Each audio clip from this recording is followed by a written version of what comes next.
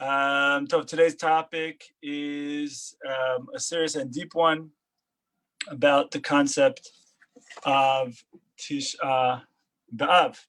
And we're going to talk a little bit about a deeper way of looking at it. And the truth is, this talk that we're going to give today is a little deeper than usual, is a little more, you got to pay attention here. You got to use your... So here we go. Okay, there are different sources in the Torah, in Tanakh, which speak about God, speak about our senses in terms of how we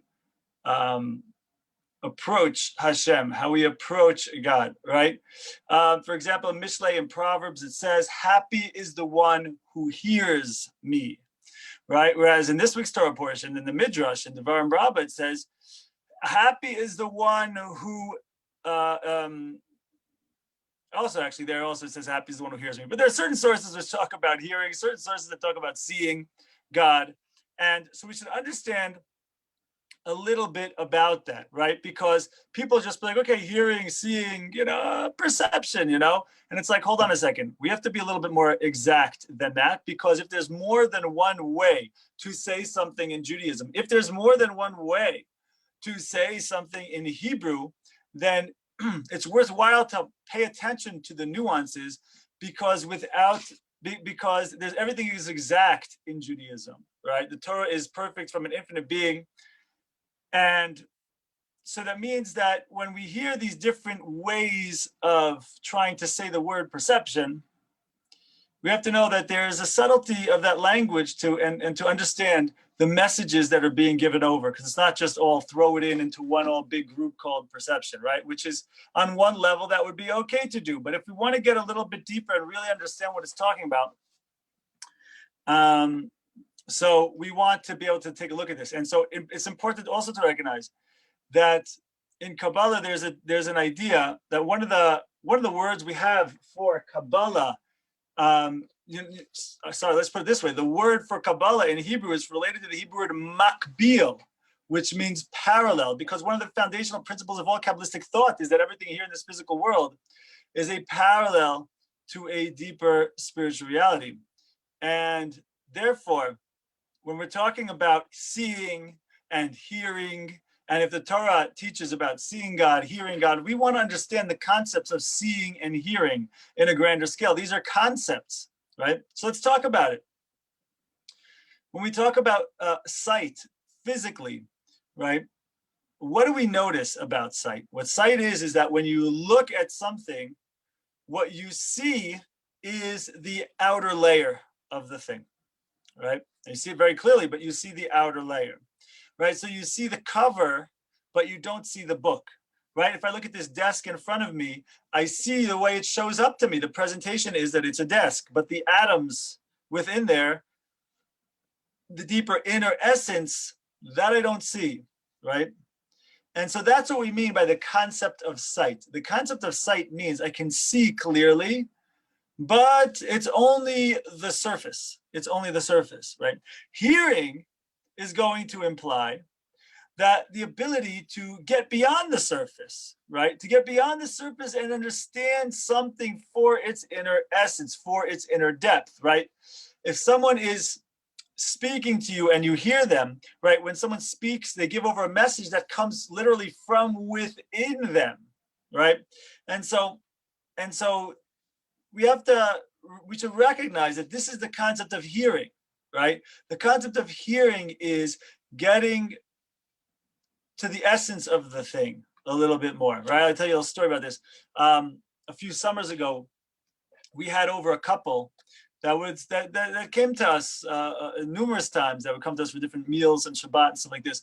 And it was very interesting because the guy was kind of very like disheveled and a little bit all over the place. And the girl was like very, very put together.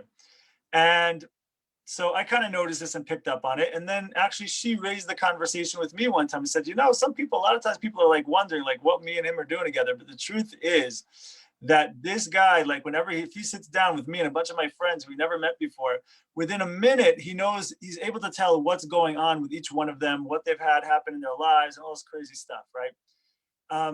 What that means is, here's a good example of, something that's more than meets the eye. On the outside, there's a certain perception, and on the surface, there's truth to the surface perception, but there's a limitation to that. What we also need is this concept of hearing, getting deeper into things in order to understand another layer of depth, right? And so the truth is that just like we see and we hear in the physical, so we also see and hear God, quote unquote, right? So what do I mean by this? So for example, let's talk about sight first, right? And the truth is, when you see something, actually another way of talking about it Kabbalistically is also clothes. In Kabbalah, there's a whole discussion of the concept of clothing, right? There's an idea that God runs, and let's just be clear, we're not talking, first and foremost, we're not talking about clothes like this, right? When Kabbalah is talking, Kabbalah is saying that the God runs the world in clothes. What does that mean? Well, Kabbalah means two things by this, right? There's two aspects of clothing, according to Kabbalah, right? Number one is to cover up what's truly there, right? To cover up the naked truth, to cover up, in order to avoid too much revelation than what's appropriate at that moment, to cover up the essence. But the other side of clothing is that clothing gives off a certain impression to the world, right? So there's an aspect of clothing that is to conceal. There's also aspect of clothing that is to reveal something about the wearer, right? Not the essence of the wearer, but some presentation of the wearer, some reflection of the wearer, right? And this is why clothing is often connected also to kavod, to honor, to glory, to dignity, right? Matter of fact, one of the words in Hebrew for clothing, levusha, is also the same gematria as the words kavod ha'isha, right? The dignity of a woman. And so that means to say that there is something about, there's a certain impression and a message that's given off by clothing, right? But it's not the essence of the thing, but it could reflect something about it, right? The truth is, of course, though, also with clothing, there is the aspect that a person can give off a misinterpretation, can give off a misimpression, right? You can present yourself one way when really you're doing something else. But point is that in clothing really means to conceal certain things for the purpose of preserving those things for the time when it would be more appropriate and when it would be receivable, right? But again, on the other hand, clothing also means that I am giving over, I could give over with clothing a certain message, right? A certain aspect of myself, a certain role that I play in this world, or a certain way that I see myself in this world, right? And so that means then that we can look at something.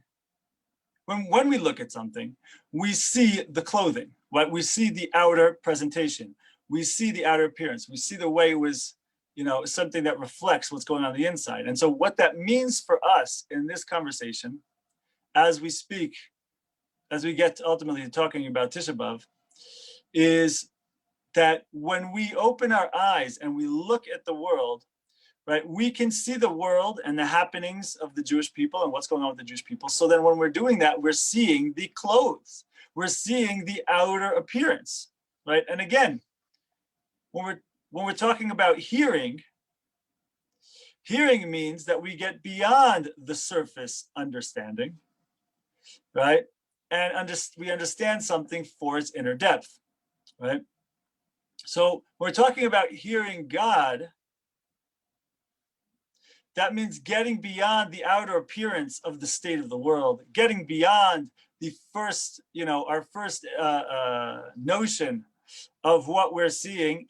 So we get beyond that outer appearance of things to understand what is happening from a deeper perspective, to understand it, that we want to get to hearing, which is, getting past, again, what we're seeing, to get a little bit to focus in on, well, what is the goal? What is the end goal of all of this, right?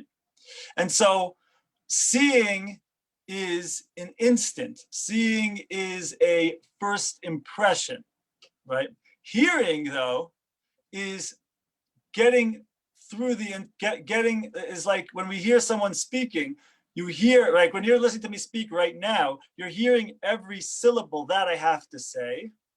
And then your brain puts it together. And when I'm finished with the sentence, you understand the intent of the initial syllable that I said. Right? Do you hear that idea? So it's only at the end of the message when it comes to hearing. This is what hearing is all about, right? Seeing, again, is an instant. It's a first impression. It's what's on the surface. It's what's presented. That's it. But hearing means that, like, it's only at the end of the message that you understand the intent of the original syllables as it relates to the message as a whole, right? And so this means that it's only through the whole of the message that we can truly understand the intent of each detail, right? Okay. So if once we've understood that, right, once you've understood that, we can ask a question, okay? And that question is, once you have the whole message, right? Imagine I have the hearing side of things. Imagine I understand I know the ultimate goal. Somehow I know the ultimate goal, especially when we're talking about Judaism, so that we do have this information. We'll talk about it in a minute. Once I understand the whole message, why bother studying the presentation at all? At first glance, if you wanted to be a zealot, you'd be like, okay, look, you don't need the first impression, you don't need the seeing, forget the seeing, shut your eyes, call it a day. But no, hold on a second. Again, if we're talking about an infinite God, a perfect God, right? That means that every little detail, even the seeing and the presentation of the moment, even if it's only surface oriented, we're supposed to learn something from that too, right? That's the idea here, right? The infinite God has a story to tell. And when he's telling that story, he chooses specific details in order to get his message across, right? And so it's up to us to try to figure out from that, okay, well, why did he tell over this story this particular way instead of that particular way? Why this specific path instead of that specific path? Why this particular presentation and outer expression versus something else? What's the message he's trying to tell to me in this moment about what I'm supposed to do in this moment in order to be moving towards that ultimate goal of hearing, right? And so it turns out that by quote unquote hearing the message, meaning understanding the deeper intent, right? So it comes out that by hearing that message, we come to see the details in their true light, right? And then by seeing the specific details with the overall understanding of the message, we can learn a new facet about the message that we are hearing, okay? And so you see this also, by the way, you see a similar thing when and the author can tell you, right? There's a lot of people, a lot of authors, when they write the book and then they write the introduction last, right? Why? Some people actually don't even have a title until this book is finished, right? Why? Because what's the introduction? The introduction is all inclusive, right? It's the idea of the totality of the book, right? So, right, the truth is you only truly see how the introduction is like a product of the entire book when we refer back to the introduction, having read the entire book, right? Sometimes when I speak, sometimes when I give over this talk, right, here we titled it as insights, deeper insights or Kabbalistic insights into Tisha BeAv. But sometimes I call this class, don't judge a book by its cover. So a lot of people think I'm going to talk about, judging favorably and dan lekaf zchut, what they call in Hebrew, right? Having a good eye, that kind of thing, right? But this far into this little conversation, you see that, like, no, don't judge a book by its cover. You see, we're talking about hearing, we're talking about seeing, we're talking about totally different things, right? And so most people would think that, but like the point is now, once you've heard the message of the class, or you're on the way to hearing the message of the class, we can refer back to that title and understand the title and its proper meaning and context, right? And so the point is that the same thing holds true with Hashem, with God. Each time period is a unique facet of God's unraveling story towards universal God consciousness. That's the hearing. That's the message. That's the goal, right? The goal is that we're going to bring out God awareness even here in this world where God is not all that aware, right? That's how Kabbalah refers to as the purpose of what we're here, what the world was created for, at least from one angle. And so that means then what we're doing at any particular moment is basically working towards that, right? And so the question is then, the Tisha BeAv question is, all right, well, hold on a second. The ability to see, when we talk about the time of Tisha BeAv, a time of destruction, a time of exile, a time where there's a hiddenness of God to a certain extent, right? So that means then the ability to see Hashem, to see God on the surface is diminished. God has, quote unquote, hidden his face from us, as it says in the Torah, right? He's enclosed himself in a difficult cover, right? And so the question is how we're supposed to understand it, how we're supposed to relate to that, how we're supposed to see that, right? Let's understand what we mean by hiding for a second. We're talking about God hid his face from us. What does that mean? Hiding means that when the initial appearance is that the thing is not there, right? But of course, the whole idea is that the thing is there. It's just hiding, right? It's just right around the end, right around the corner there, right? It's right hiding behind that thing over there. What does that mean, right? Think about it, you only search for something that is hidden if you believe the object is actually there just beyond the horizon, right? So it's the same thing here. God has hidden his face doesn't mean he's not here, does it? At first glance, it seems that way. But for those of us who hear the message, right, who know that the whole point is to bring out God here in this world in which God's not all that clear.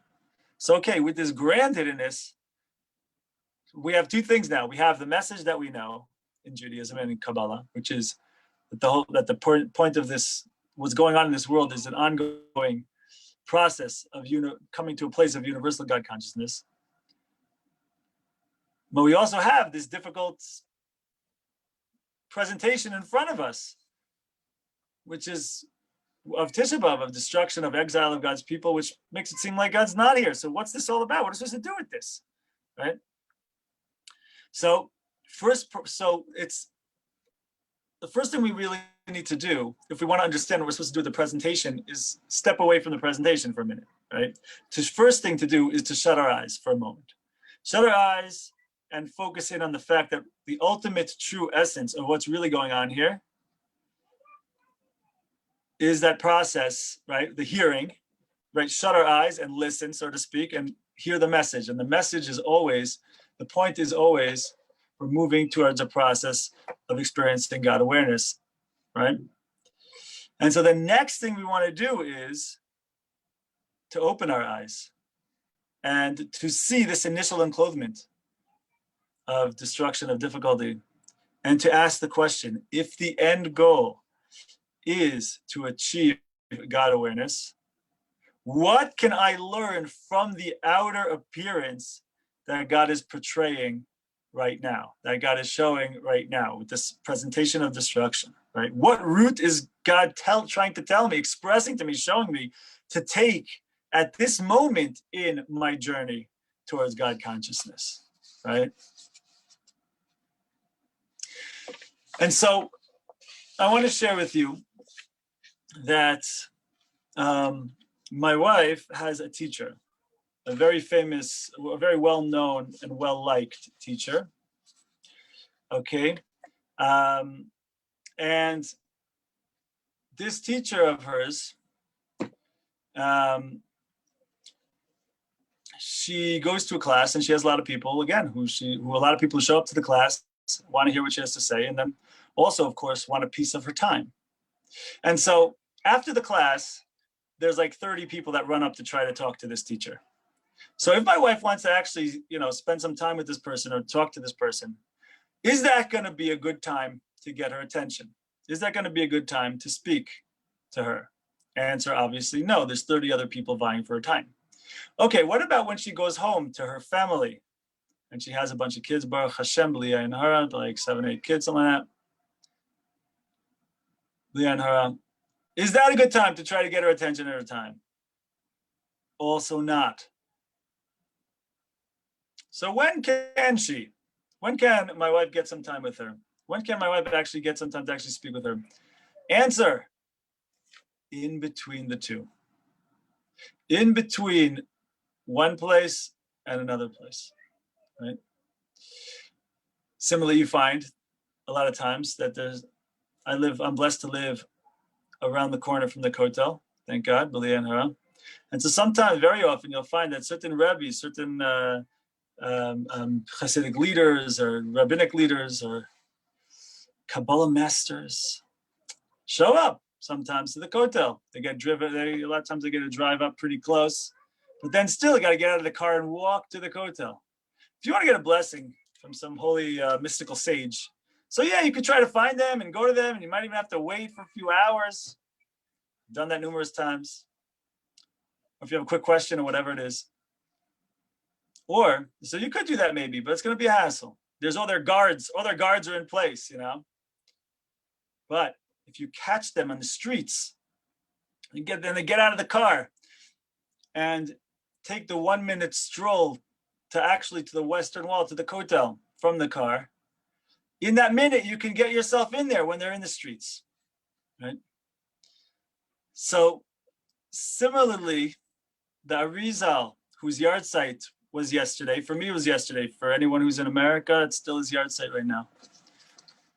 So similarly, Arizal says that this is the message of Tisha B'Av. This is the mode that every month, every time of the year, every month, every holiday, has its unique path of avodah to Hashem, has its unique thing we're supposed to be emphasizing in terms of our approach to Hashem. So for example, Rosh Hashanah, we know is a time of teshuvah. Certainly Yom Kippur is a time of teshuvah, of returning to God. Now the truth is, of course, you could return to God, and you could do that any day of the year. Change your ways, recognize some truths, recognize reality, recognize where you're standing, you know, and try to make some repair there, you know. It's a good thing to do any time of the year, but specifically during the time of Yom Kippur, around then, the energy is in the air and conducive for that particular mode and focus of connecting to God, right? Passover, time of personal freedom, right? Time national freedom. Freedom is in the air. That is the atmosphere to free ourselves from our whatever it might be, our unhealthy or not good habits, whatever it might be, right? So it's good. You could quit smoking any day of the year. But particularly during around the time of Passover, the Jewish month of Nisan, the energy is in the air and it's spiritually conducive. And perhaps you could say, like they say in Kabbalah, the gates are open for you to pull off, for you to be focusing in on freeing yourself from your personal Egypts in your life. So what's this time about? This time of Tisha B'Av, this time of these 3 weeks, right? Well, let's see, what's the message? What's the scene that we're seeing? We're seeing a scene of destruction. We're seeing a scene where God's house, so to speak, the Beit HaMikdash, the temple in Jerusalem, was destroyed and his people are sent into exile. So what's the picture that's being painted here? It's a picture of, the Arizal says it's a picture of homelessness for God. And so, of course, we're supposed to have we're mourning, M-O-U-R. We're mourning that, and there's a place of mourning, and we have to be involved in that national and universal picture of what the day is all about. That's priority number one. But then within there, says the Arizal, what is the message that we're being shown about how to approach God in this moment? God's in the streets. Right? The temple has been destroyed. God's in the streets. Now's the time to grab God for a little conversation on your own, right? And so he says that this essentially is the unique avoda of Tisha B'Av and this time altogether, the 9 days, the 3 weeks. The unique path is, you could call it hitbodedut, which is alone time with God, but it's not necessarily going into some forest somewhere, but just when you're in the streets, to take some time, whether it be when you're going from one place to another, but also on your own, take some time to roam the streets a little bit, to walk outside and to have words from your heart with Hashem, right? And so again, there's obviously a general sadness, but then also there's an opportunity in this time of homelessness for God, says the Arizal, right? That now God can be found in the streets. Now it is easier than ever, so to speak, to grab him for a conversation and speak with him as much as your heart desires. Right? So the process is threefold. Number one, shutting our eyes to the initial perception of troubles. Number two, when we do that, we're free to meditate on the ultimate story that's being told here, the story of advancing God awareness in the world. And then once we're recognized, like, okay, it's right, let's remember, what is this, the whole story of this world, of hearing, is about advancing God awareness. Okay, so if that's the case, let me now look at the presentation in front of my face, and I'm seeing homelessness for God. God's in the streets, right? God's in the streets. Grab God for a private conversation, right? And so in this manner, perhaps we could even say that out of the darkest darkness can come the brightest light, right? Of course, we have to experience the darkness and that pain with the whole of the Jewish people, yet also as individuals to recognize for ourselves the opportunity of the moment and seize that opportunity of the moment to have private conversations with Hashem.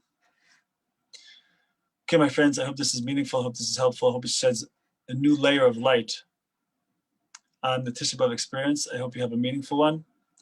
And God willing, we should be able to sing and dance in the streets of Jerusalem with the rebuilt temple and Mashiach in our midst together, bisimcha, with joy. Have yourselves a good day.